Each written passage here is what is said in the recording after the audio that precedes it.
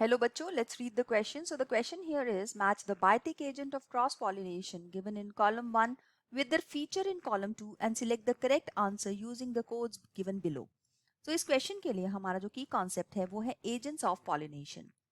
जो male gamete होती है वो होती है पोलन ग्रेन के अंदर. तो ये जो पोलन ग्रेन है ये मोटाइल नहीं होता, तो इसको किसी ना किसी एजेंट्स की हेल्प लेनी पड़ती है ताकि वो पॉलिनेट हो सके.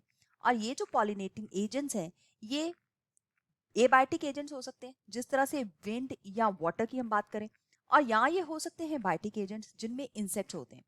सो यहाँ पे हम लिख लेते हैं एक list of these abiotic and biotic agents. यहाँ पे है विंड एंड वाटर, जिसमें विंड जो है वो काफी ज्यादा कॉमन है.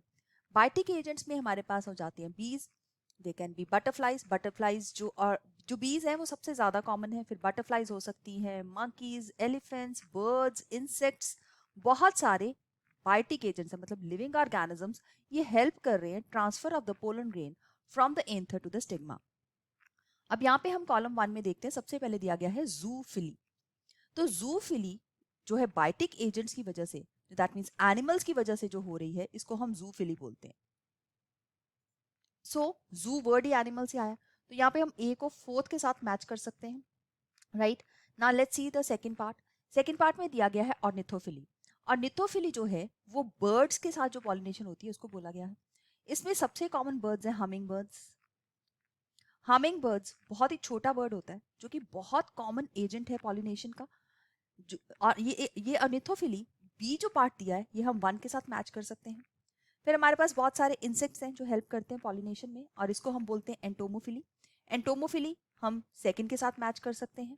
एंड जो कायरेप्ट्रोफिली है जो यहाँ पे दिया गया है, that is pollination by means of bats.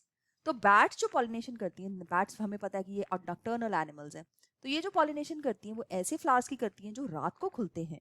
सो हम लोग इस ऑप्शन के अकॉर्डिंगली हम देख सकते हैं कि ए को हम 4th से मैच करेंगे, बी को हम 1 से मैच करेंगे, सी को हम 2nd से करेंगे और डी को हम 3 से करेंगे. तो जो सी ऑप्शन है ये हमारे क्वेश्चन का बिल्कुल सही आंसर यहाँ पे बन जाता है.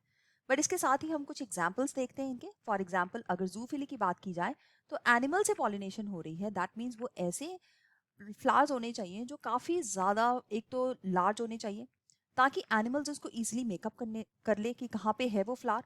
और कलरफुल होने चाहिए, इसमें फ्रैग्रेंस होनी चाहिए, फ्रैग्रेंट होने चाहिए. और अगर छोटे फ्लावर्स हैं तो ये ग्रुप्ड अप होने चाहिए. एंड इनके अंदर एडिबल जो पोलन ग्रेन्स और नेक्टर है वो होना चाहिए.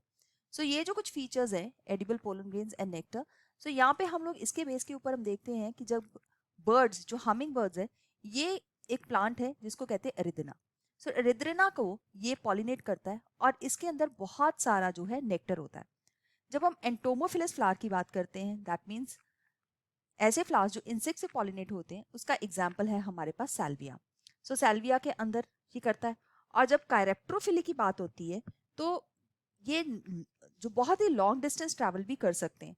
सो ऐसे प्लांट्स का एक नाम है बाओबब ट्री. बाओबब ट्री. सो बाओबब ट्री अडानसोनिया का नाम है. अडानसोनिया इसका हम जो बोटानिकल नेम है वो भी लिख लेते हैं, अडानसोनिया. सो ये एग्जाम्पल्स हैं इन डिफरेंट टाइप के प्लांट्स के. So I hope you have understood it well. All the best. Thank you.